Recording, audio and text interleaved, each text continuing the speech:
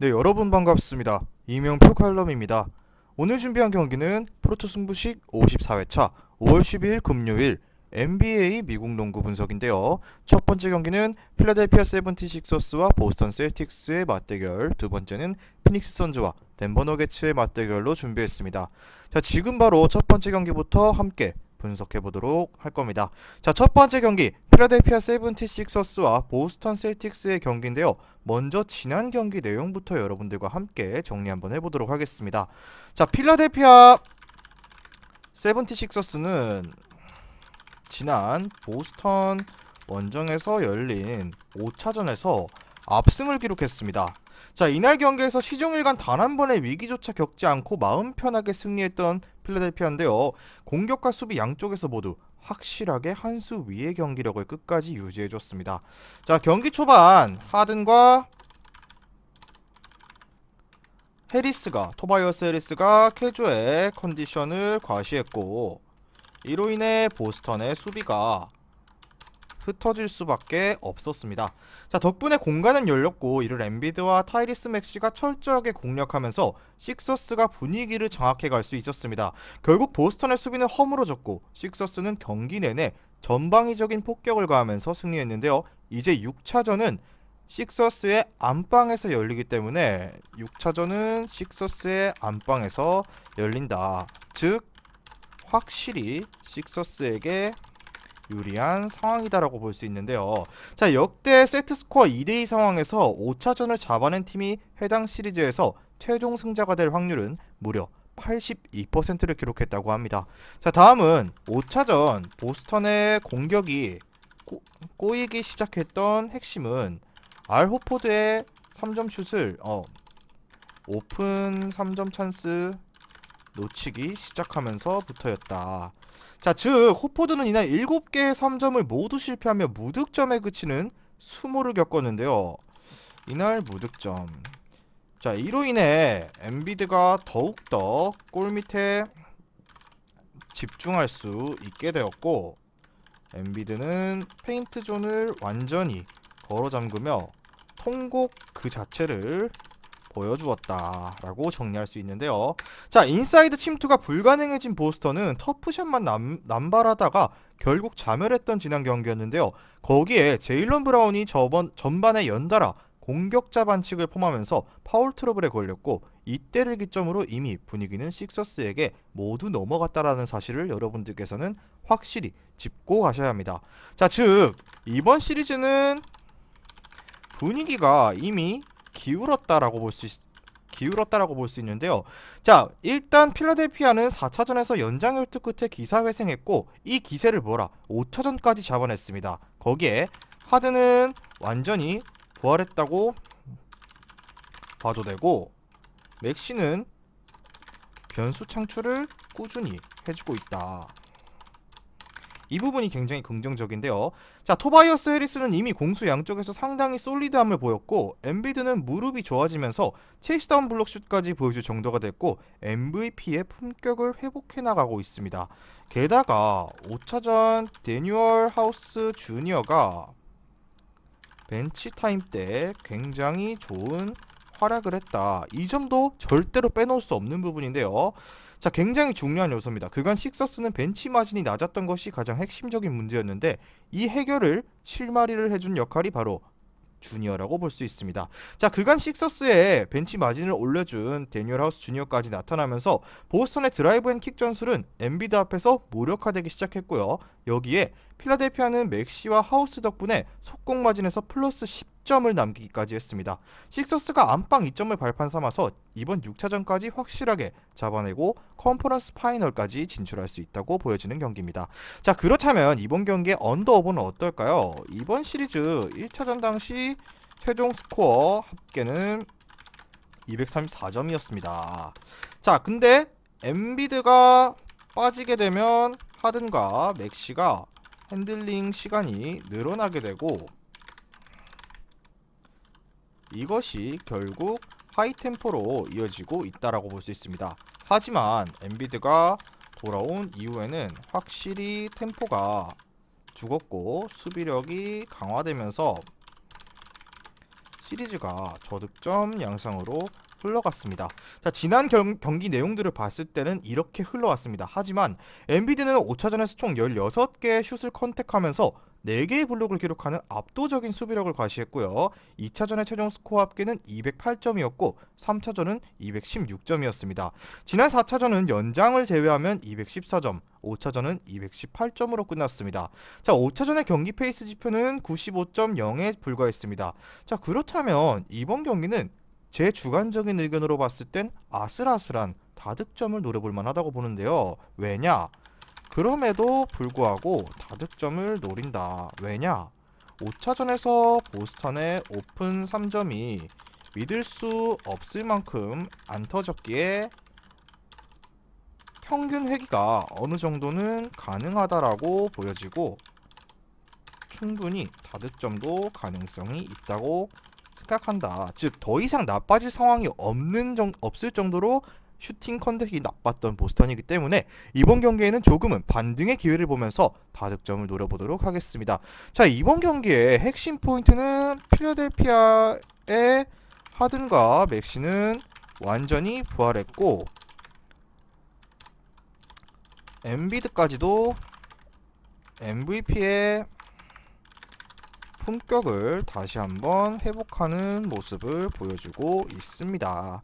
자, 그렇기 때문에 이번 경기 식서스 역배당 승리에 식서스 플러스 2.5 핸디승 그리고 213.5 오버까지 노려보도록 하겠습니다. 다음 경기 분석으로 넘어가도록 할게요. 금일 준비한 프로토 승부식 54회차 2433.90 배당 고배당 조합입니다. 고배당 조합이 궁금하신 분들은 영상 끝까지 시청하시고 영상 아래에 있는 고정 댓글에 링크로 문의 주셔서 수익방에 입장하게 되시면 매일마다 프로토 승부식 주력과 고배당 조합을 한 조합씩 무료로 받아보실 수 있습니다. 다음 경기는 피닉스 선즈와 덴버 너게츠의 경기를 준비했는데요. 마찬가지로 이 경기도 지난 경기 내용부터 빠르게 훑어보도록 하겠습니다. 자, 먼저 피닉스입니다. 탈락 위기에 상태라고 볼 수 있는데요. 자, 덴버 원정에서 열린 지난 5차전에서 지난 5차전 경기 내내 무기력한 모습으로 일관하며 완패를 기록한 피닉스라고 볼 수 있습니다. 자, 피닉스에서 2연패를 당한 뒤 안방으로 돌아온 너게츠는 초반부터 에너지 레벨을 살렸고 피닉스의 약점인 체력 문제를 집요하게 파고들었습니다. 거기에 1쿼터에 마이클 포터 주니어가 폭발하면서 선즈의 수비가 박살났고 3쿼터에는 요키치가 17점을 몰아넣는 등 활약을 보였습니다. 자, 이날 덴버는 모든 선수가 하나 되어 뛰는 것을 보였고요. 공격과 수비에서의 조직력이 거의 극도로 높은 모습을 보였습니다. 여기에 피닉스는 데빈 부커와 듀란트가 급격한 체력 저하를 보였고요. 피닉스는 듀란트와 부커가 급격한 체력 저하를 보였고 3차전과 4차전 반전을 일으켰던 벤치까지 밀리면서 답을 찾지 못했습니다. 자, 사실 양 팀의 전력차는 비교적으로 봤을 때 굉장히 명확하다고 보는데요. 뭐냐? 피닉스는 듀란트 영입 과정에서 너무 많은 출혈을 일으켰고 크리스 폴이 부상으로 아웃되면서 뎁스가 더 얕아졌다라고 볼 수 있습니다. 자, 이를 메웠던 것이 부커와 듀란트의 초인적인 퍼포먼스였는데 이 두 명 덕분에 간신히 버텨가고 있었다라는 말이 오히려 어울리는 피닉스라고 볼 수 있습니다.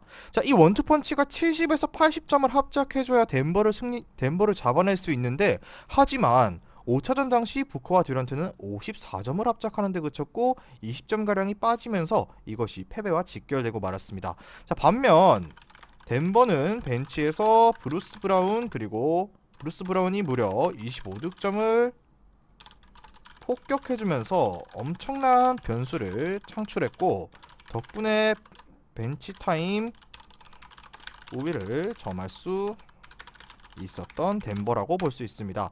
자, 홈으로 복귀한 선즈가 이번 경기에서 분명히 모든 것을 쥐어 짜낼 수밖에 없다고 보는 경기인데요. 듀란트와 부커는 5차전에서 에런 고든과 켄타비우스 칼드에포프의 수비 앞에서 굉장히 고전했는데 이들의 부담을 덜어줘야 하는 상황입니다. 자, 6차전에서 TJ 워렌과 조크 랜달의 출전 시간을 늘리면서 해결해야 한다고 보는데요. 에이튼이 요키치를 전혀 공세하지 못하고 있고 백코트가 너무나도 느린 덕분에 연달아 실점을 허용하는 등 엉망진창의 수비로 시종일관했던 피닉스입니다. 자, 그런데 현재 에이튼은 갈비뼈 타박상으로 6차전에 결장할 수 있다는 현지 뉴스가 나왔고요. 잘 생각해보면 냉정하게 렌달과 비욘보를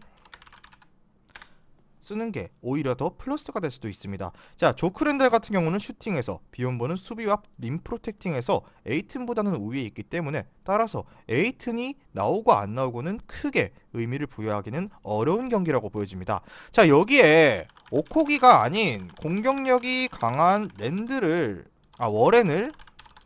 워렌을 선발로 쓰는 게 오히려 나은 피닉스다라고 정리할 수 있는데요. 또는 외곽포가 뛰어난 또는 외곽이 강한 크레이의 출전 시간을 늘려서 공략해야 한다. 자, 피닉스는 어차피 120점을 내주는 팀이고 이제 공격으로 승부를 볼 수밖에 없다라고 볼 수 있는데요. 이미 수비에서는 너무나도 밀리고 있고 페이스를 올리고 달리는 농구를 해야만이 그나마 살아남을 확률이 높아지는 피닉스인데요.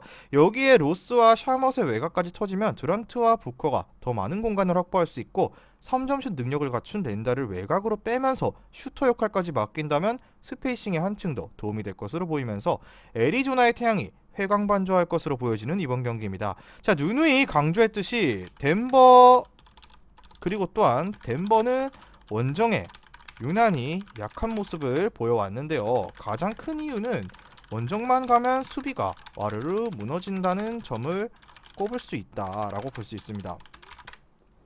자, 피닉스 원정 두 경기에서 각각 121점과 129점을 허용한 덴버고요. 덴버의 공격력은 이제 완전히 물이 올랐다라고 볼 수 있는데요. 자, 2차전을 제외하면 덴버는 각각 125, 114, 그리고 124, 그리고 118점을 기록한 덴버입니다. 자, 즉 이번 경기에도 중간값인 120점 정도는 충분히 기대를 걸어볼 만한 덴버인데요. 그렇다면 결국 언더오버의 여부는 피닉스의 득점력에 달려있다고 보여지고요. 크리스 폴은 6차전 역시 결장이 확정되었습니다. 그 말은 즉슨 피닉스가 크리스 폴은 6차전도 결장, 즉 피닉스는 렌달, 워렌, 듀란트, 부커 그리고 샤멧까지 라인을 돌린다면 공격 효율에서 극대화를 노릴 수 있을 전망이다.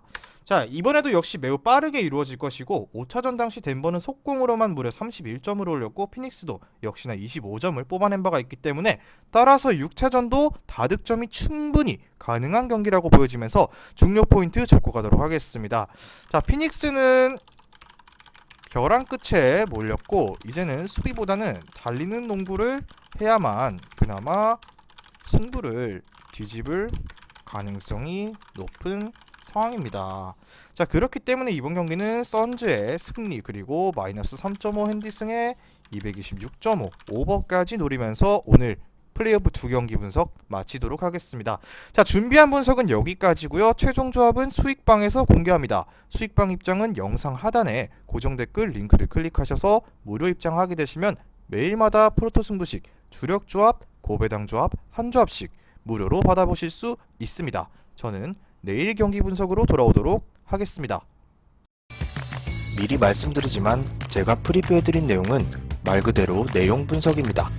수익으로 이어지는 최종 조합은 유튜브에 공개할 수가 없기 때문에 현재 영상 고정 댓글로 카톡 주시면 경기별 실시간 라인업 및 심판 성향까지 분석한 최종 조합 드리겠습니다. 저를 모르시는 분도 건승하시는 하루 되세요.